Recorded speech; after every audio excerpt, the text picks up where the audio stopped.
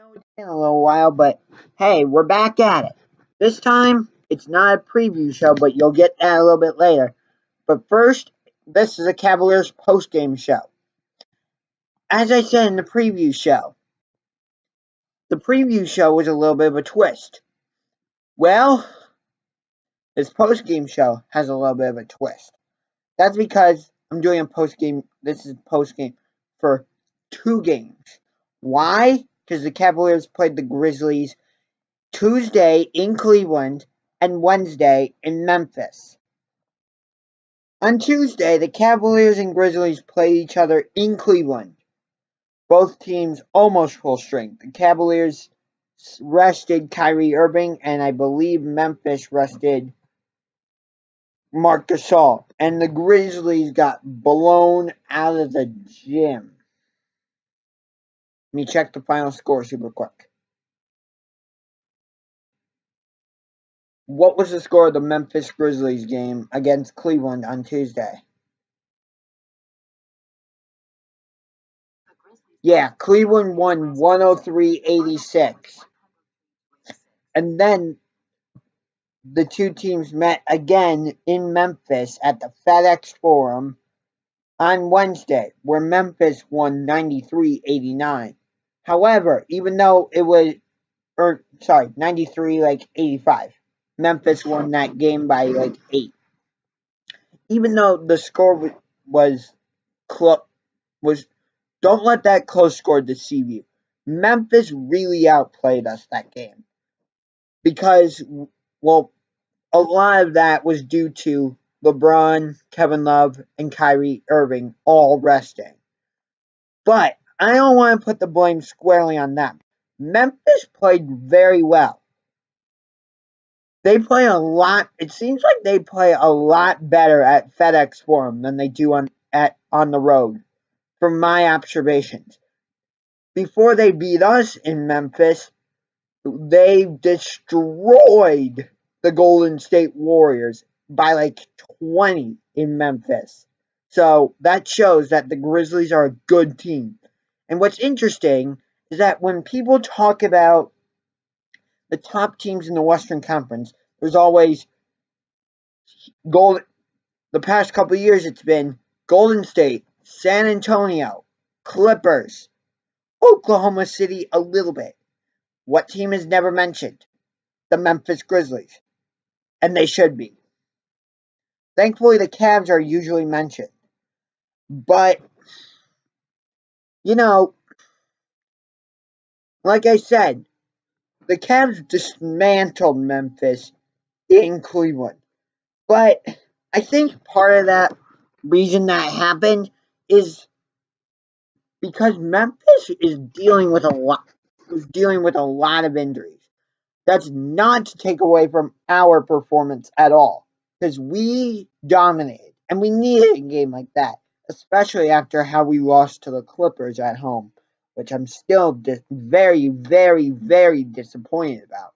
I hope we beat them when we go to Staples Center and play them in LA. But getting back to the Grizzlies game, the Cavs and Grizzlies kind of returned the favor on each other. Because, as I said, even though the Cavs won the first game 103-86, and I believe the score of the second of Wednesday's game was 93-85, so an 8-point game. But again, it was not that close, so the score is a little bit deceiving. Here's why. As I said, LeBron, Kyrie, Kevin Love, all rested. I know that's considered the big three, and I understand why. But what was disappointing was that it seemed like the rest of the team went from this to boop, literally. And I'm like, I hate to say this, I really do, because I'm a huge Kevin Love fan, a huge Kyrie fan, a huge LeBron fan. But the Cavs can't be dependent on those three to win. Because heaven forbid, all three of them get injured and they can't play. what happens then. Plus, the Toronto Raptors are right on our tails. We have. I know. I don't want to have to go to Toronto for Game 7 in the Eastern Conference Finals. And I know, number one seed in the East isn't especially important. But for me, Miami proved that when they pretty much let the Pacers get home court advantage, and then the Heat still beat them. And I believe, no, they lost that NBA Finals to San Antonio. That was in 2014. But if you look, Memphis, getting back to the game, post game, Memphis is a dangerous team. If they can get fully healthy, look out. Because Conley is a good point guard. Tony Allen likes to lock you down.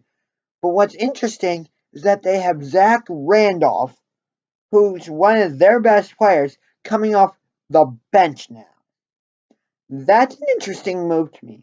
Could that backfire on Memphis down the road? Maybe. Don't know. I think the Cavs need to find a true backup point guard, though. They had that last year with Dellavedova, but he's with the Bucks, who the Cavs will see Tuesday and Wednesday. So another home-and-home series. Tuesday in Milwaukee, Wednesday in Cleveland. That's when Dellavedova will get his championship ring. But Dellavedova is starting for Milwaukee. I know, and I think Milwaukee needs to find a true starting point guard.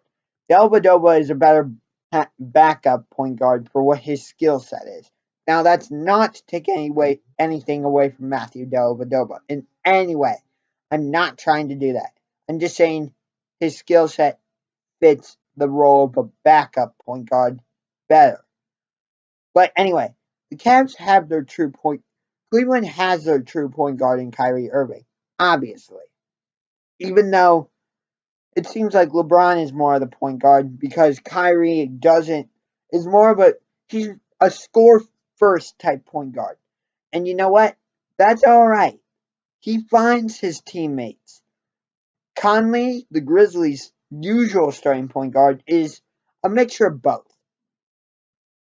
But down the line, what happened?